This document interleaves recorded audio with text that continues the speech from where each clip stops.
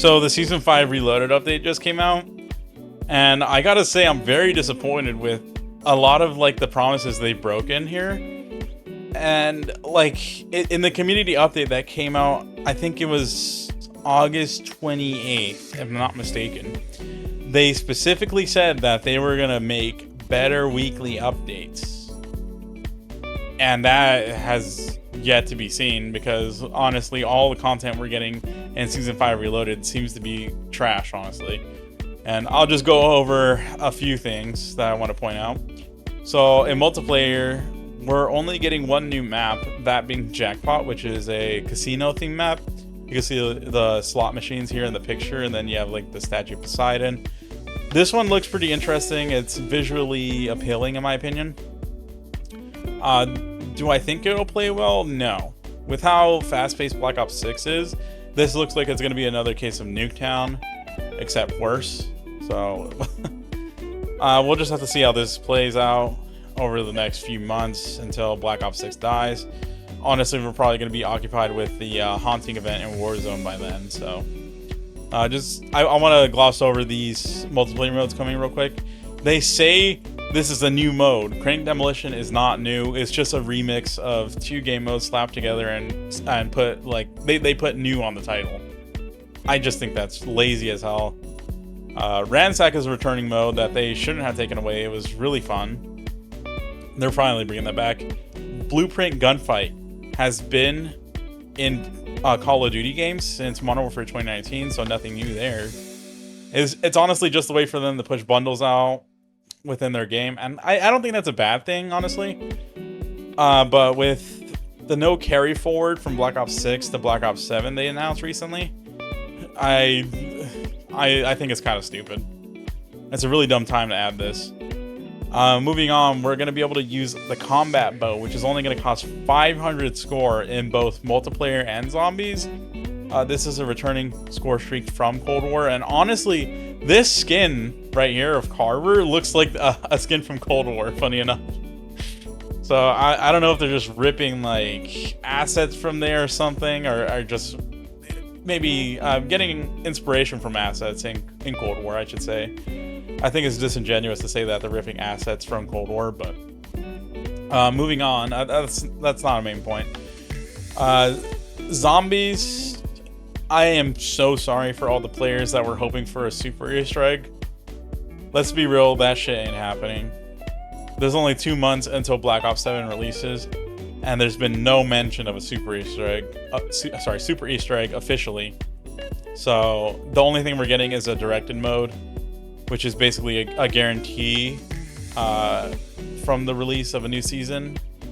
So nothing interesting here. I just my condolences again for all the Zombies players out there that were hoping for a super Easter egg. We're not getting that shit. Let's be real with ourselves. Let's stop hoping and maybe reflect that with the pre-orders for Black Ops 7. I think we should wait for the beta to come out and then make your decision and purchase then. Anyway, sorry about that little rant right there. Call of Duty Warzone. So we actually have one new game mode, and this might be a new game mode. I'm not sure. I'm not really a Warzone player. I really personally I enjoy Clash when it's out. It's like I think it's 25v25 or 50v50, but that is really fun because it incites for like aggressive gameplay because there's a limited respawn, right?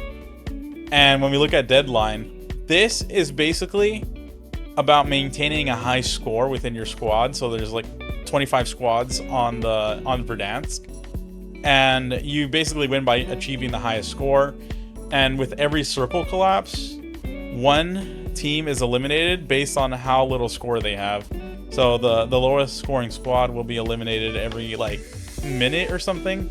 I think that's how the circle works in Warzone. That's pretty interesting.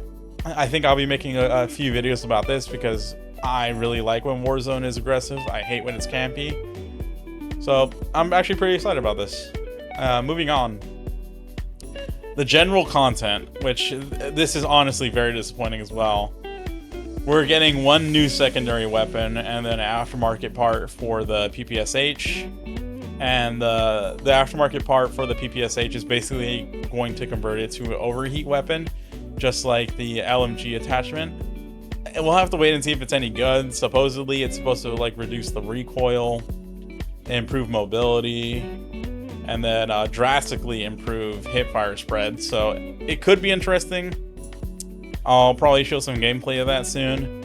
But the secondary weapon we're getting that is actually kind of new is the 357 revolver, which is a 8-shooter. And I gotta say real quick, what is gonna make or break this weapon is whether or not it one-shots within like a 5-meter range, like a 3 to 5 meter range.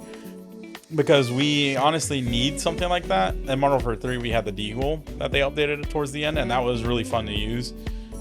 They just need like fun weapons like that again. And I think having something like that in this game is really useful because of how fast-paced Black Ops 6 is. We're going to get right into the Season 5 Reloaded event that is dropping as soon as Season 5 is updated. It's going to be the Nuketown Block Party. So it's going to be another event pass in the event tab. And it's going to have both a premium track and a free track.